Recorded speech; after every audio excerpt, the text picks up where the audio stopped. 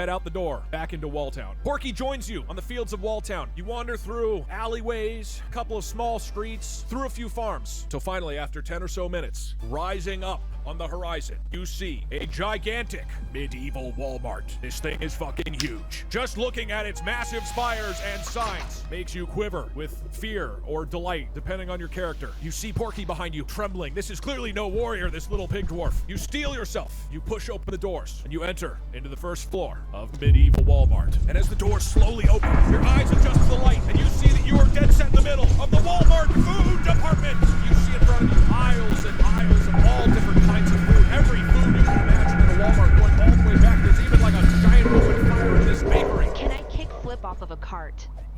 Yes! Right as she begins to step towards them, you hear something over the loudspeaker.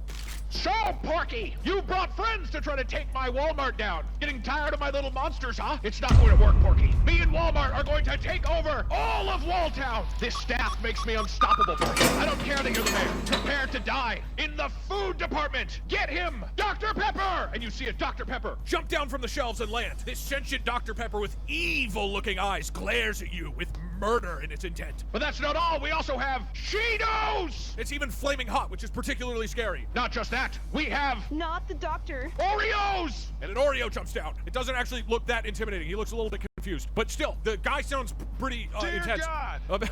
And of course, a bowl of cereal to kind of scrape the roof of your mouth and it'll be uncomfortable. Porky opens his mouth and says, no, cereal is so painful, not Fruit Loops. And finally, a monster that I've created just for you, Porky. A gigantic Hot Pocket! And you see a huge Hot Pocket emerge from this fiery bakery. And as it moves forward towards you, you actually see that it leaves behind a pool of smoldering hot tomato lava that looks deadly to the touch. All the foods begin slowly moving towards you, venom in their eyes. And now we begin the adventure. The Barbarian, you have the first move. What would you like to do? Now that combat has begun, it is the Barbarian's turn. Now, the Barbarian is Twitch Chat's tank. He's way harder for the enemies to hit, and he has a battle axe to whoop some ass. He's also known to be a very supportive but very stupid bro, and he can't tell left and right apart. He's also got his own unique spells. Reckless attack can be used every turn. This makes your next attack more powerful and likely to hit, but then you're weaker to enemies on the next turn too. The extra attack spell just gives you an extra attack on your turn, but it can only be used once per floor of the Walmart. And